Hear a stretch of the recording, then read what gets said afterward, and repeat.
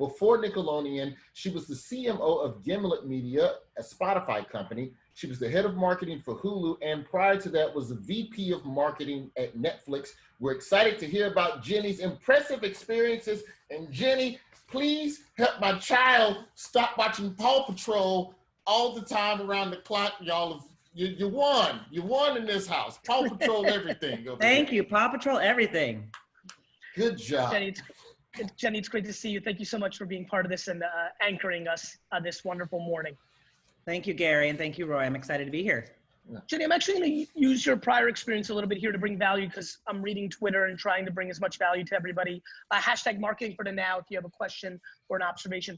Jenny, talk to me about audio. Obviously, you know, you being at Gimlet and a pioneer there. Just 2 seconds before we go into other matters.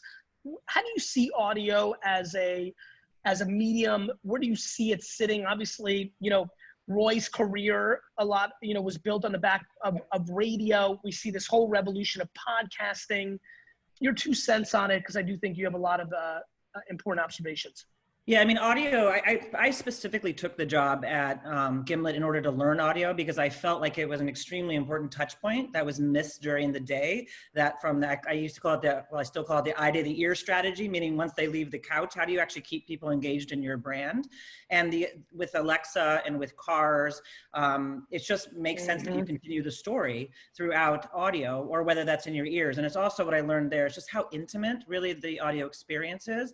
And Daniel Ek said something really, I think, important when he acquired or his company acquired Gimlet. Obviously, that just showed the, I think, relevance of where they were putting their bets in regards to Spotify and betting in podcasts and also just audio storytelling. And he said, I can't believe that the ear or the eye is 10 times more expensive to buy than the ear. And he just felt like that was just something to say, this is actually an extremely important medium. And so going to there has actually helped me as another step in my career to realize, okay, let's just use an example for Blue's Clues. And maybe your son's too old for that, but Blue's Clues, we're gonna do story time with Josh and Blue, whereas you could use it at nap time or you could use it at bedtime. And so just trying to find these moments or like, okay, the average drive is 8 minutes to a preschool. What do I do with a kid in the car? And okay, I've got to listen to Story Pirates because it's actually an audio experience. And then also I just think that people's parents, including myself of a 6-year-old, especially during this time, is really trying to figure out how do I get my kid off the iPad? And if I can get them into more of imagination through sound and actually creating worlds just through I think that's a big deal. Yeah, it's so anyway, that was longer than my 2 cents or 2 seconds, but I think audio. But this is why we wanted you on, and this is why I wanted that question. I think your point when you listen to some of the incredible storytellers of the 1970s, 1960s, a lot of them refer to sitting around the radio and listening pre-TV as an incredible driver for their capacity for imagination. And I think why not replicate that? I like that. Roy? When you all, let's just talk about the pivot at Nickelodeon, the cultural pivot, not COVID, but with George Floyd, and just tonally as a company, what were some of the internal discussions that you all had as you started making the decision of it? Because I feel like the corporations and networks, there was kind of a staggering of which companies and which media started doing stuff. And I feel like Nickelodeon was at the front of that. Where was the decision? Talk me through the decision to be one of the first networks to make a bold statement. And you can tell everybody what the statement was with the 846. Yeah, so it wasn't hard at all. And that was, I think we realized very quickly what side we wanted to be on.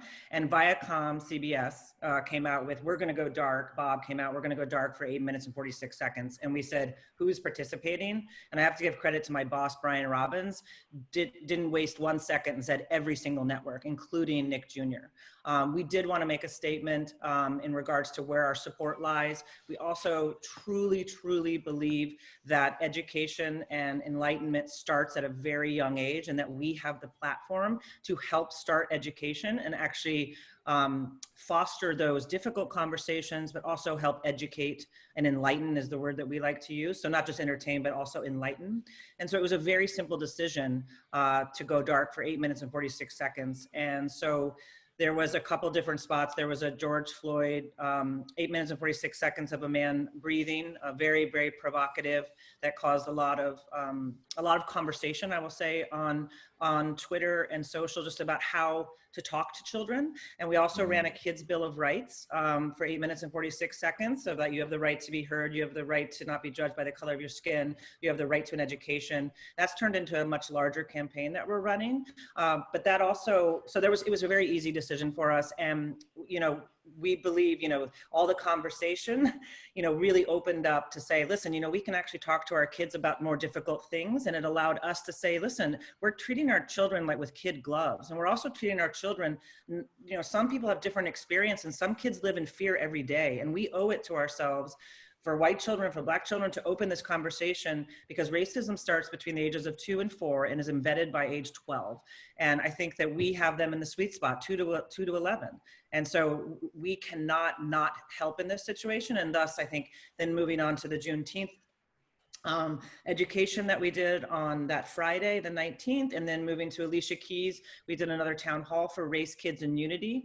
That, again, you could watch on YouTube if you'd like. It's a really incredible, some schools have picked it up to sort of teach and help start the conversation. But it was not hard for us at all. And we're continuing to, I've now made this an initiative at Nickelodeon where, you know, we're putting money behind it, and I'm working with Maverick Carter, LeBron's company, and we're hopefully working with them. We're coming up with ways we could work together to develop content, whether short form, long form, that this is not just a campaign, it's a sustained effort that we continue to do both inside the company and outside the company, meaning diversify our employees also, as well as our vendors and our outside, behind the camera, in front of the camera. It's become a huge initiative for us, and we are definitely not slowing down. What's the biggest challenge for, you know, you and your executive team during COVID itself, when it first hit? Were you surprised by any of the remote capabilities, or did you feel like that was going to work out? You have obviously worked in some progressive companies in the past. Did you yourself, are you missing it, like random interactions in the office and travel, or are you loving this? Like a little bit of just like the insights to leaders during this time. I think it's incredible how people have creatively pivoted and sort of embraced and solved a lot of the creative adaptability, if you will. So yes, I think we all miss a little bit of those hallway conversations, and we miss being able to, you know, basically just walk in and talk to somebody. But I think what's been really great is we've been able to figure out how to do our work, even if it comes down to shoots, like working with families to shoot themselves. And I think what we've, you know, I think Gary, you and I talked a little bit about this, is sort of, you know, the humanistic approach. With the stuff we're doing now is a lot less polished, and actually it's working better for us because it's more human, and it's more about actually families and them interacting together. So I think that's been a really positive. I'll say the hardest thing for us is that not being in production with new shows. So we're coming up, we're not able to go on set. So I think just keeping the content alive, meaning that we're coming up with shows like Unfiltered, which is sort of a game show that we do completely remotely. We have these Danger Force shorts we're doing completely remote. Our marketing team is now developing shows. We developed a SpongeBob fan favorite special with the cast rereading. Cool. You should go check it out. It's really fun. I will. It's on YouTube, but they're acting out famous scenes, and it's really great. But so we're just coming up with kind of creative ideas of what programming could be, because this might last for a really long time. Animation, obviously. How long? Yeah, animation's in a better spot than live action or filming. Do you feel like this is, like, what's your personal, like, any insights to that? I mean, are we looking at, at this point, it feels like the rest of this year is definitely not going to be the normal we knew prior to this. Is there programming concerns? Or, because I was going to just ask that, your animation chops, do you feel like you're sitting in a little bit of a better spot than maybe some of your contemporaries? I think we are setting, animation takes a really long time to do. So we're having to speed up that process a little bit, but it's really great. We have some amazing shows like Casa Grande and Loud House. We have new SpongeBob. We have It's Pony we just renewed. We've also just, greenlit a bunch of other things that will happen come next summer. So I think we're in a very good place there. And I think we're also in a very good place that we've got an incredible YouTube team that comes from Full Screen, run by Ashley Kaplan, that actually can make incredible content remotely really well. So I think we're in a really good spot, but I would say that for the rest of this year, it is going to be challenging. Especially with what's happening in California, how it seems to be getting worse at the moment. But we're cautiously optimistic that we'll get a few things in, and we're shooting some things in Vancouver, which is in a better space. So I think we're definitely going to have a good Q4. And so that's the thing. I think some people that are able to shoot, let's say in Europe, might be at a better place. But if you can shoot in Canada, right. That makes a lot of sense. Right. As a parent, how much does that help you at your job? Oh, immensely. Another reason I say I take each job I take for a reason. When I took audio, I wanted to learn audio. I took this job, one, because I wanted to see if I love Brian Robbins. I think he's an incredible leader and I always wanted to work for him. And I also just felt being 6 years sort of on the digital side, what could I bring to a linear channel that's evolving into digital to help it make that move?